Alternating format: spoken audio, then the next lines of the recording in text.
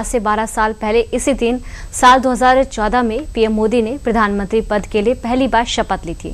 साल 2014 से लेकर अभी तक मोदी सरकार ने विकसित भारत के विजन के संकल्प को पूरा करने की दिशा में कौन से बड़े फैसले लिए हैं और किन मुद्दों पर काम किया है, आपको इसके बारे में बताएंगे। वहीं यूपी में लगातार बढ़ती गर्मी के बीच ऊर्जा संकट को लेकर सियासत भी गर्माती जा रही है। आज मुख्यमंत्री योगी आदित्यनाथ ने ऊर्जा संकट को लेकर विपक्ष के सवालों का बेबाकी से अंदाज में जवाब देते हुए उन्हें आईना भी दिखा दिया। वहीं पंचायत व्यवस्था को लेकर भी यूपी सरकार ने बड़ा फैसला ले लिया है। एक खबर गोंडा के लिए बेहद खास है। आज बुलेटिन में देश और दुनिया से कई अहम खबरों से आपको रूबरू कराएंगे, लेकिन बुलेटिन की शुरुआत करेंगे मोदी सरकार के 12 सालों की एक खास रिपोर्ट के साथ। देखिए रिपोर्ट। नरेंद्र दामोदर दास मोदी ईश्वर की शपथ लेता हूं कि मैं विधि द्वारा स्थापित भारत के संविधान के प्रति सच्ची श्रद्धा और निष्ठा रखूंगा। साल 2014 का ये शपथ ग्रहण समारोह, जिसने न सिर्फ सरकार बदली बल्कि शासन का पूरा नैरेटिव बदल दिया। न्यू इंडिया, डिजिटल इंडिया, आत्मनिर्भर भारत और अब विकसित भारत 2047। इन नारों के बीच बीते 12 सालों में भारत ने कई बड़े फैसले, ऐतिहासिक बदलाव और वैश्विक मंच पर नई पहचान देखी। इन सालों में पीएम मोदी ने सत्ता संभालने तक खुद को सीमित नहीं रखा, बल्कि योजनाओं और टेक्नोलॉजी के जरिए देश की पूरी तस्वीर बदलने का भी काम किया है। प्रधानमंत्री नरेंद्र मोदी जी को जितनी भी बधाई दी जाएगी वो कम होगी, लेकिन वो प्रधानमंत्री जी की अगुवाई में हमारा देश उन्नति के उच्च शिखर की ओर लगातार आगे बढ़ रहा है। दुनिया के अंदर जो इस समय वैश्विक ऊर्जा संकट है, उससे भी लड़ने का मंत्र उन्होंने दिया और देश बिना कोई सरकारी आदेश के उसको देशवासी उसको पूरा करने का काम कर रहे हैं। 12 साल तो प्रधानमंत्री के रूप में हो गए और उसके अलावा मुख्यमंत्री के रूप में भी उन्होंने सन 2000 से लेकर और 2014 तक जो कार्य किया, उसके लिए हम ढेर सारी उनको बधाई देते हैं, शुभकामनाएं देते हैं और वो इसी तरह से हमारा मार्गदर्शन करते रहें और देश को नेतृत्व देते रहें। उनके नेतृत्व में देश ने बहुत ऊंचाइयां छुई हैं और आज देश का आत्मविश्वास बढ़ा है और हर व्यक्ति ये गर्व करता है कि मोदी जैसा उनका प्रधानमंत्री है। हम उनको बार बार नमन करते हैं और ईश्वर से प्रार्थना करते हैं कि ईश्वर उनको और अधिक जनसेवी भावना से कार्य करने की प्रेरणा देता रहे। धन्यवाद। बहुत बहुत बधाई दूंगा, बहुत बहुत नमन करूंगा। उनका कार्यकाल और भी लंबा हो और भी यशस्वी हो और ईश्वर उन्हें स्वस्थ रखे, दीर्घायु रखे और आने वाले कई दशकों तक वो हमारे देश का नेतृत्व करें प्रधानमंत्री के रूप में। यही हमारी पीएम मोदी 2014 में अच्छे दिन के वादे के जरिए सत्ता पर काबिज हुए थे। 2020 में आत्मनिर्भर का नारा दिया और अब उनके नारों का विस्तार ही हिंदुस्तान की बदलती तस्वीर की नींव बन चुका है। इस दौरान पीएम मोदी ने देश में खुद को एक मजबूत और लोकप्रिय नेता के रूप में स्थापित किया। सरकार ने इस दौरान कई कड़े और बड़े फैसले लिए, जिन्होंने न सिर्फ देश की दिशा बदली बल्कि विपक्ष से लेकर वैश्विक मंचों तक जबरदस्त बहस छेड़ दी।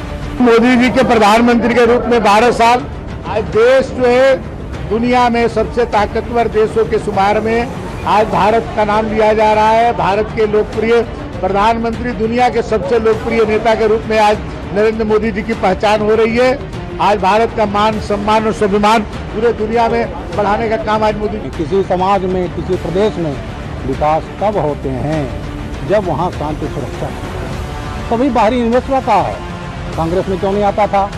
रोज ब्लास्ट होते थे, Jaipur blast, Ahmedabad, Mumbai blast, Jaipur blast, Lucknow blast, Ayodhya blast, पूरे देश में धमाधम। और उस समय सरकारें कहती थी कि साहब ये तो भगवा आतंकवाद है। इसी तरह से लखनऊ में अखिलेश जी ये जब आए तो 13 में इन्होंने 14 आतंकवादियों की चार्जशीट वापस ली थी। इतना बड़ा तुष्टीकरण, लेकिन मोदी जी ने आतंकवाद पर, माओवाद पर जीरो टॉलरेंस रखा, समाप्त कर दिया। इसीलिए आप देश जब मोदी जी हुए थे 14 में तो 11वीं अर्थव्यवस्था थे, आज हम 4थी अर्थव्यवस्था हैं।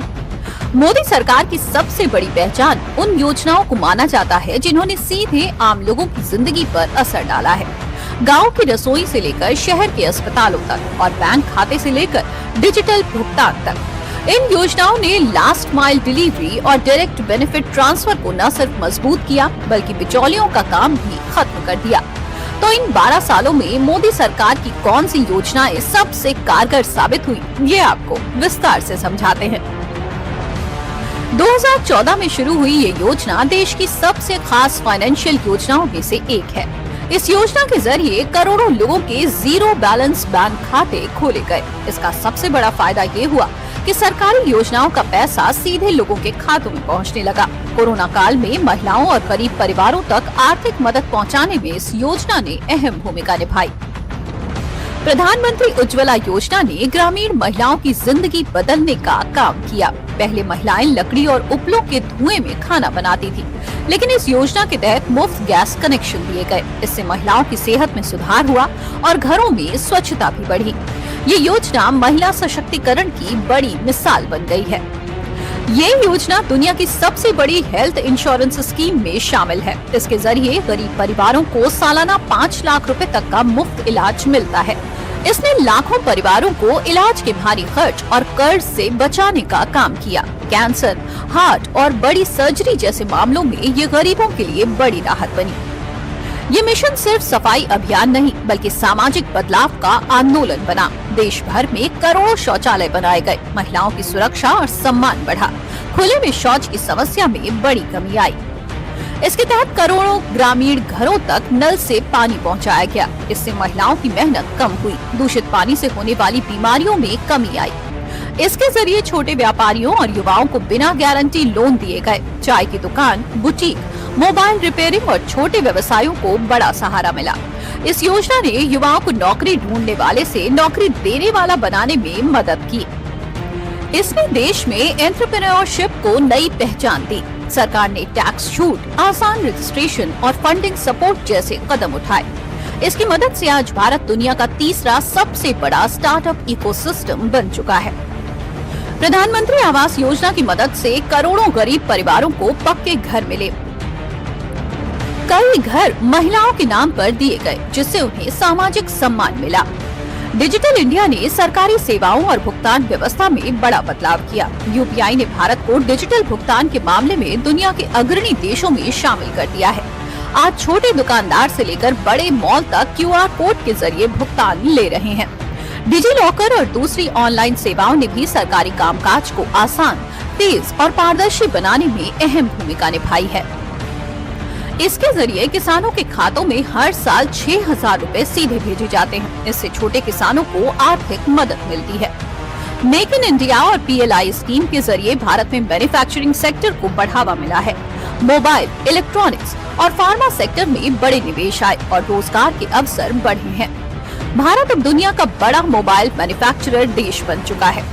कोरोना महामारी के बाद शुरू हुई इस योजना ने रेहड़ी पटरी और छोटे दुकानदारों को बिना गारंटी लोन देकर कारोबार दोबारा शुरू करने में मदद की है।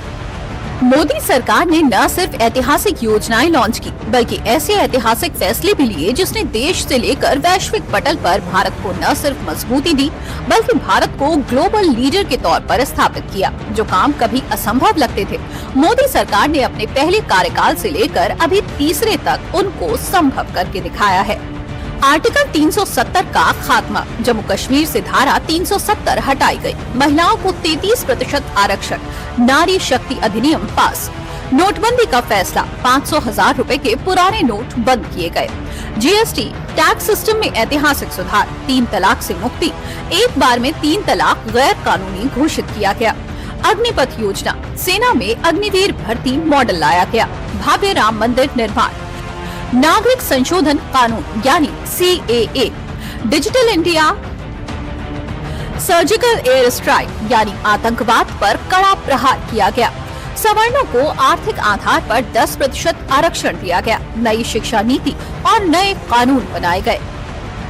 12 साल पहले शुरू हुआ बदलाव का सफर आज विकसित भारत के विजन तक पहुंचता दिखाई दे रहा है।